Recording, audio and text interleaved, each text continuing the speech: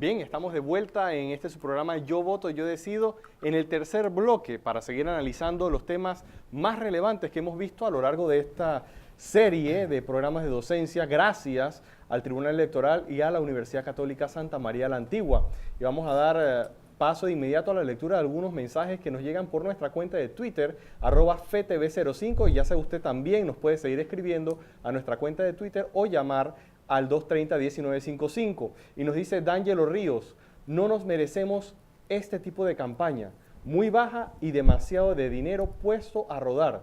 Desde Chiriquí, bendiciones y felicidades. Mariela French nos dice la cantidad de dinero que se gastan comprando conciencia. Y tenemos un tercer mensaje de Jason Rancés que nos dice, más que publicidad, se enfocaron en campañas sucias o negativas y se olvidaron hacer más campañas de propuestas. Bueno, muchísimas gracias a todos los que nos escriben y también tenemos una llamada, según entiendo. Adelante, una llamada de Tumbamuerto, le escuchamos. Bueno, yo quisiera saber usted qué considera acerca del impacto que han tenido las redes sociales en la política. Gracias. Muchísimas gracias por su pregunta. ¿Quién? Sí, bueno, definitivamente que es un tema que es digno de analizar. Antes, les comparto que se están incorporando en este bloque dos invitados más. A la esquina de Giancarlo tenemos al decano de la Facultad de Derecho de la Universidad Santa María la Antigua, y acá tenemos al licenciado Carlos Gasnel, también de Transparencia Internacional. Víctor Delgado de la USMA, Carlos Gasnel de Transparencia Internacional. El tema de las redes sociales, Giancarlo lo había mencionado en el bloque anterior, y definitivamente esto ha sido progresivo. En la campaña anterior hubo, pero en esta ha sido mucho mayor y quizás en la que venga será mayor. Pero ¿cuál ha sido el impacto que ustedes han visto, negativo, positivo, etcétera, de las redes sociales? Comienzo con usted. Sí, esa sería una pregunta más para los jóvenes que intervinieron hace un rato, que son los que están en las redes sociales. Pero la gente se ha actualizado. Todo el día, ¿no? Me encantaría escuchar la opinión de los jóvenes, pero habría que analizar también qué porcentaje de la población está en las redes sociales y qué tipo de población. Yo creo que en Panamá somos grandes usuarios de las redes sociales, del Twitter, el Facebook, ahora el Instagram. Todo lo que hemos visto es que muchas veces los jóvenes, nosotros que somos profesores, no hablan en las aulas, pero sí hablan en las redes sociales, ahí participan, ahí exponen, ahí se explayan. Entonces lo que hemos visto es que las redes sociales tienen su propia dinámica, se excluye mucho esos comentarios negativos, excesivos, y sí hemos visto que las redes sociales han tenido su impacto, ¿no? La han utilizado algunos candidatos mucho más que otros, hemos visto mensajes todo el día de algunas campañas, ¿no? Repetitivos. Entonces sí deben tener su impacto porque son mensajes todo el día, ¿no? Y la mayor parte de la gente está en las redes sociales, por ejemplo en Facebook, después de las 9 de la noche, cuando la gente llega de su trabajo, llega a sus casas, tienen ese tiempo para leer todo lo ocurrido en el día. Entonces sí van a tener un papel fundamental que no tuvieron en la campaña de 2009, donde no existía esa vorágine de mensajes. Creo que los candidatos tampoco tenían cuentas en Twitter, por ejemplo, tenían Facebook, no lo había, lo hay ahora. Pero bueno, no quisiera distraerme con este tema, que fue una inquietud del televidente. El tema que nos trae en este bloque es una de las cosas que se van a definir en estas elecciones. Es decir, hemos tenido del 94 para acá, después que se restituyó el sistema democrático, elecciones donde ha habido alternancia, es decir, diferentes partidos han subido y la gente tal vez ha apostado más por lo que se le llama un voto castigo. En estas elecciones que se presentan, pues, por lo que se comenta en los medios de comunicación y por lo que se percibe, un poco más estrechas, y es la primera vez que quizás se le ve más posibilidades al gobierno de repetir, digamos, por la cercanía de la campaña y la misma dinámica que ha tenido. Eso pudiera dar un cambio en este tema y tal vez tendríamos por primera vez una reelección de un gobierno inmediatamente. ¿Cómo eso lo percibimos? ¿Cómo eso cambiaría la dinámica de lo que ha sido el sistema democrático panameño? Y comienzo con el licenciado Delgado. Bueno, muchas gracias. Muchas gracias nuevamente por invitarme. No es una pregunta fácil, yo siento, uno puede evaluar el tema de la alternabilidad en el poder, que es una cuestión que decide el pueblo panameño en base a sus votos. Y eso es una realidad que vamos a apreciar el 4 de mayo y posteriormente cuando se dé el escrutinio. Pero si tenemos que analizar esa situación que ha sido como histórica en relación con el sistema democrático nuestro, yo me atrevería a decir que no es sano un proceso de continuidad. Creo que es más sano para el sistema la alternabilidad. Y eso lo explico precisamente porque estamos ante un sistema que concentra mucho poder. Es igual cuando se analiza el tema de la segunda vuelta. Algunas personas en una u otra forma decían, bueno, es recomendable una segunda vuelta para Panamá, pero frente al sistema que vivimos, creo que una segunda vuelta en las condiciones en que se han dado en este momento tampoco hubiera sido sano. Entonces, el sistema debe revisarse. Yo creo que el proceso electoral al cual hemos visto, hemos evidenciado en estos últimos 6 meses, es un sistema que tiene sus falencias. Y creo que por lo sano tanto del sistema en general, democrático, el sistema político nuestro, como de las mismas personas que optan, o sea, los candidatos a llegar al poder, es sano que el sistema esté más blindado y le dé más legitimidad. Entonces, como está estructurado hoy en día la concentración, el sistema presidencialista, el centralismo y ciertas cosas que se han evidenciado, creo que es necesario una revisión y el tema de la alternabilidad es una opción, pero es algo que decide el pueblo panameño. Lo seguimos analizando, Giancarlo, tenemos una llamada, así es, una llamada de Punta Pacífica, adelante. Adelante. Hola. Buenas noches, bienvenida. Bueno, mi pregunta va dirigida al señor Víctor. Hola, ¿qué tal? Gracias. Mi pregunta va dirigida al señor Víctor. ¿Qué tal? Buenas noches. Porque coincido en lo que él plantea. La alternatividad es una situación histórica. La reelección es lo que prácticamente constitucionalmente ahorita está prohibido en nuestro país. Pero, ¿por qué es el temor?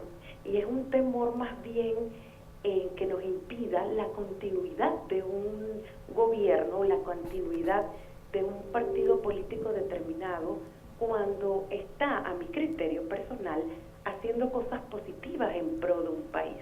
Entonces estamos a veces confundiendo a la opinión pública en algunas ocasiones cuando existe un temor tan acérrimo en cuanto a este elemento. Como no, gracias a la televidente por la llamada. Vamos a continuar con la discusión. Más que una pregunta, creo que fue una opinión de la televidente. Yo quiero continuar en el análisis de este tema de la alternabilidad en el poder o la reelección, viéndolo desde el punto de vista tal vez de ejemplos en la región, porque en América Latina ha sido un fenómeno. O sea, tal vez en Panamá por primera vez lo estamos experimentando de esta forma, pero lo hemos visto ya en algunas regiones donde se ha dado, como el ejemplo de Perú, Argentina, Venezuela, Ecuador. Licenciado Rigoberto González. Sí. Cuando se habla de la alternabilidad, lo que nos va a permitir en la práctica es oxigenar el sistema. La señora que llamaba hablaba del temor, el miedo. No es temor, no es miedo, es un problema de frustración. O sea, definitivamente que quien va a decidir en última instancia si le da la oportunidad o no que continúe un mismo grupo en el poder son los electores. Pero ojo, ¿a costa de qué? O sea, nosotros hemos estado, el país, o desde el poder se ha estado moldeando a una opinión pública en que con las obras que he hecho es suficiente para que tú me mantengas a mí en el poder. Pero ¿a cambio de qué? O sea, aquí no ha habido una rendición de cuenta. ¿Y cuánto nos está costando eso a nosotros? Cuando yo escuche que hay una rendición de cuenta y que me digan a mí, esto nos costó 100 millones de dólares cuando debe haber costado 50, y tú me lo expliques a mí, yo puedo entender y pudiera justificar que tú pudieras mantenerte en el poder y contarías con mi respaldo. Pero no hay una rendición de cuenta. Entonces aquí nos han ido moldeando, nos han ido preparando a pensar y a decirnos, bueno, como hemos hecho esto, como hemos hecho aquello, nosotros nos hemos ganado el derecho a quedarnos aquí, pero no nos han rendido cuenta.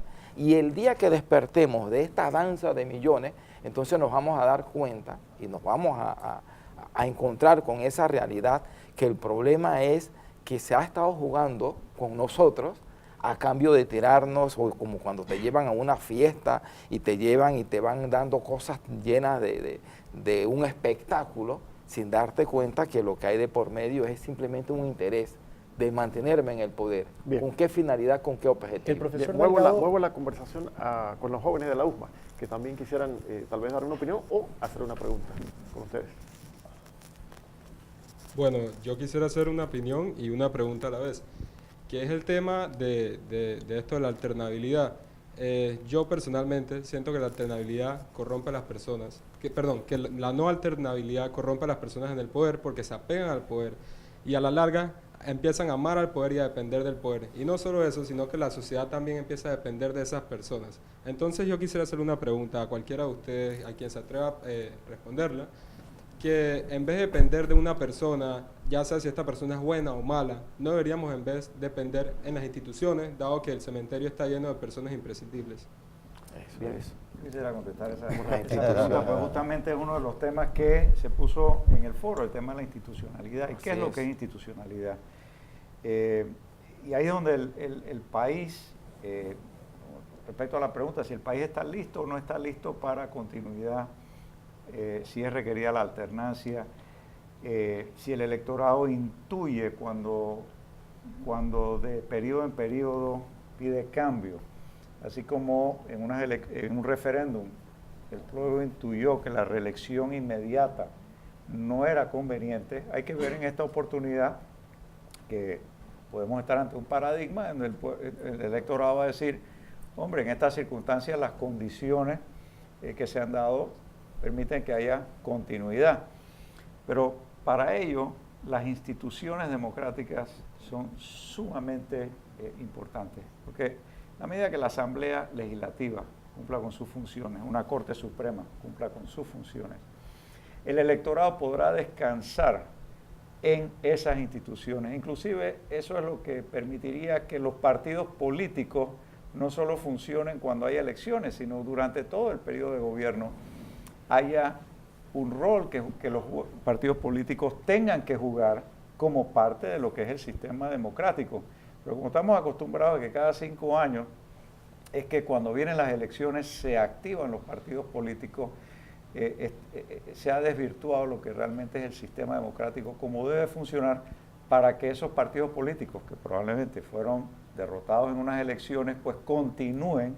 Y eso yo creo que es lo que vamos a ver en este periodo, una asamblea de diputados que va a estar dividida, así que de alguna forma van a tener que entre ellos llegar a consensos y demás y ver si el sistema político permite que se den condiciones de continuidad. Ahora bien, regresando nuevamente al tema, el profesor Delgado mencionaba algo muy importante. El propio sistema, tal cual está concebido, permite el presidencialismo y un poder excesivo en la figura del presidente de la República.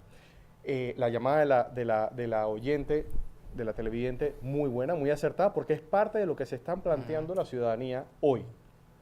Obras, y yo voto por obras. Sin embargo, me gustaría preguntarle al profesor Gasnell, ¿usted considera que las personas también están evaluando otros aspectos institucionales de cara a emitir el voto? Es decir, aquí quienes siguen el tema judicial, electoral y demás, saben que el próximo presidente, el que sea, va a tener cargos muy importantes que nombrar en la Corte Suprema de Justicia, en la Procuraduría, en la Autoridad del Canal de Panamá. ¿Estarán los panameños también valorando el poder excesivo que se le va a dar a la persona que tenga la responsabilidad de nombrar a esos cargos? Más que poder excesivo, poder absoluto sobre nuestras decisiones, ¿no? Yo creo que la inquietud del oyente, de la televidente, es muy válida, ¿no? Porque la continuidad también puede ser democracia, ¿no? Puede ser democrática, sin embargo la continuidad hay que ganársela. Y hay que ganársela no solo con obras, como señalaba el profesor Rigoberto, hay que ganársela efectuando cambios y transformaciones sociales y respetando las reglas del juego. Si no se respetan las reglas del juego, mal puede pedirse la continuidad.